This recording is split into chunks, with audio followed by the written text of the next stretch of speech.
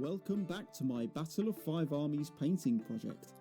First off, I just wanted to say a quick thank you to everyone who watched the last video and for the lovely comments I received.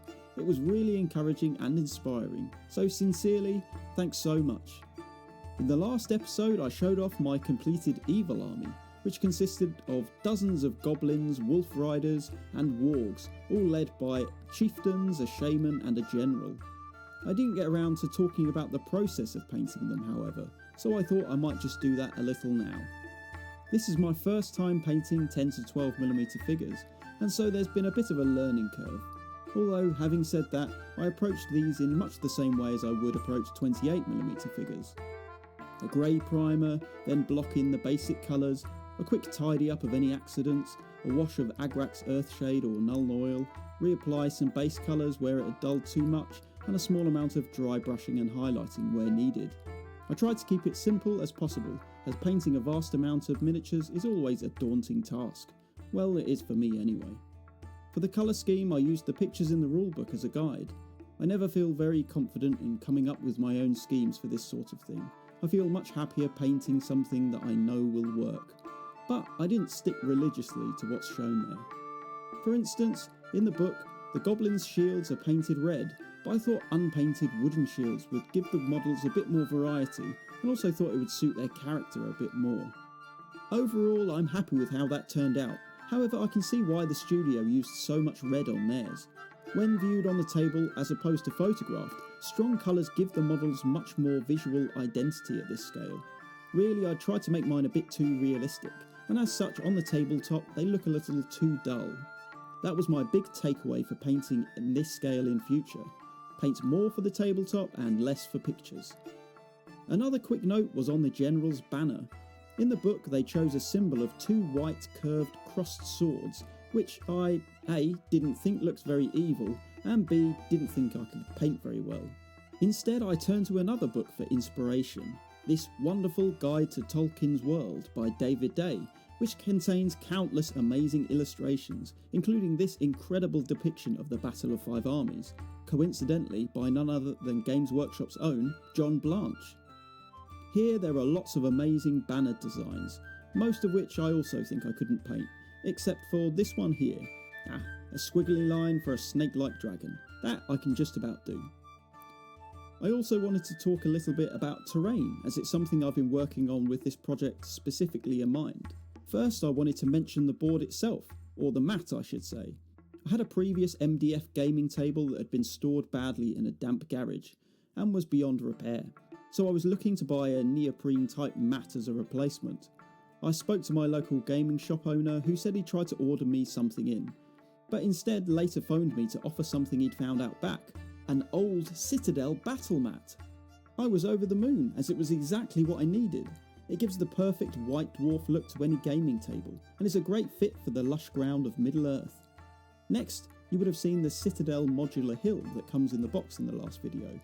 This was painted up and flocked, and wow, it's such an incredible piece of scenery with so much versatility. What a great thing to include in a boxed game like this. Also included in the box is a modular card river. It looks pretty decent, but I couldn't help but notice in the rulebook pictures some much nicer crafted ones. And so I set about trying to make my own, which is another first for me. I bought some cork sheets and used the card river sections as templates. I made banks on either side with more cork and covered the whole thing in PVA glue. For the water, I roughly followed a YouTube guide by Mark Lynn of Sweden, which involves lots of layers of tissue paper soaked in PVA glue. It was then painted in gradients of grey, brown and green, and coated in several layers of gloss varnish. The banks were flocked and that was that. Unfortunately, I wouldn't say it was a complete success. I had a lot of trouble with warping, and the sections don't connect that well, as the ends aren't flat. Thankfully, they are still very pliable, so with a bit of persuasion I can get them to stay flat on the table for a while. I'm tempted to sand or cut down the ends to try and get a flusher connection, maybe even adding some magnets, but I haven't dared try to yet. In any case, I think they're an upgrade on the card ones.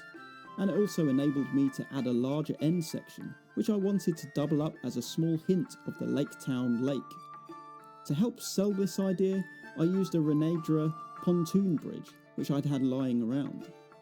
After a quick paint and dry brush, I think it looks perfect. I was also inspired by this illustration of Lake Town by Tolkien himself, which shows the merchant-like nature of the town by having lots of barrels by the shore. I found some suitable 3D printed barrels from an eBay seller and painted them up to go with it. Anyway, let's get on to the actual miniatures. As you've probably guessed by now, to start off the good army I decided to paint the men of Lake Town first. But I couldn't help also picking up a miniature to represent their deadly adversary, which perhaps I'll talk more about in the next episode, as this one's getting long enough. Also shown is the mighty Beorn, in his great bear form, who perhaps witnessed the great tragedy that befell Lake Town from the nearby woodlands. With that, I'll take my leave. I think I hear alarm bells ringing in the distance.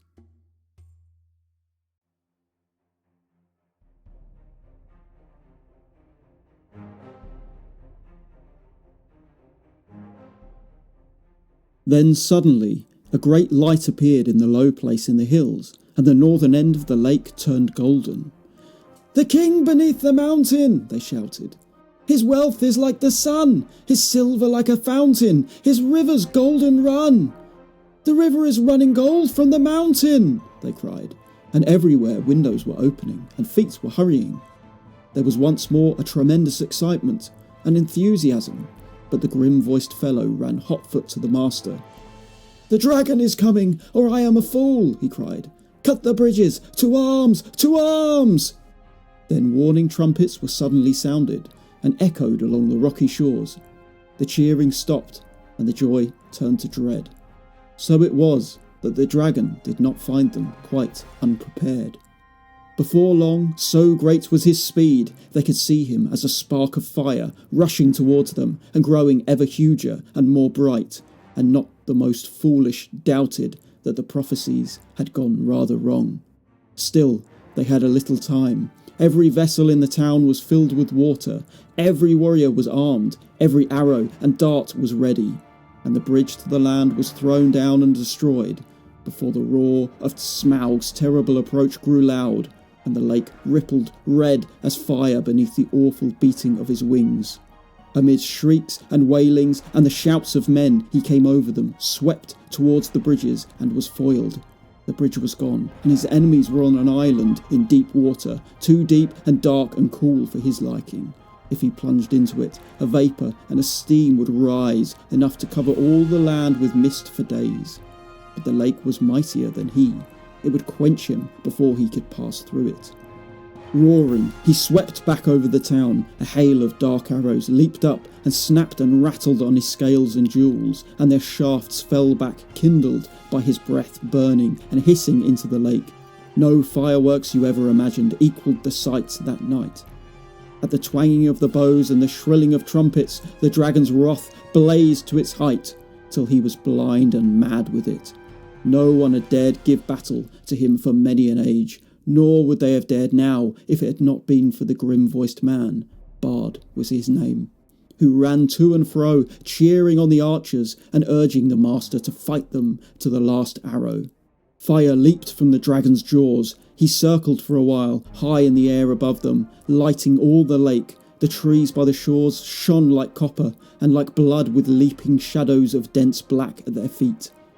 Then down he swooped straight through the arrow storm, reckless in his rage, taking no heed to turn his scaly sides towards his foes, seeking only to set their town ablaze. Fire leaped from thatched roofs and wooden beam ends as he hurtled down and passed and round again, though all had been drenched with water before he came. Once more water was flung by 100 hands wherever a spark appeared. Back swirled the dragon, a sweep of his tail, and the roof of the great house crumbled and smashed down. Flames unquenchable sprang high into the night. Another swoop, and another house, and then another sprang afire and fell, and still no arrows hindered Smaug or hurt him more than a fly from the marshes.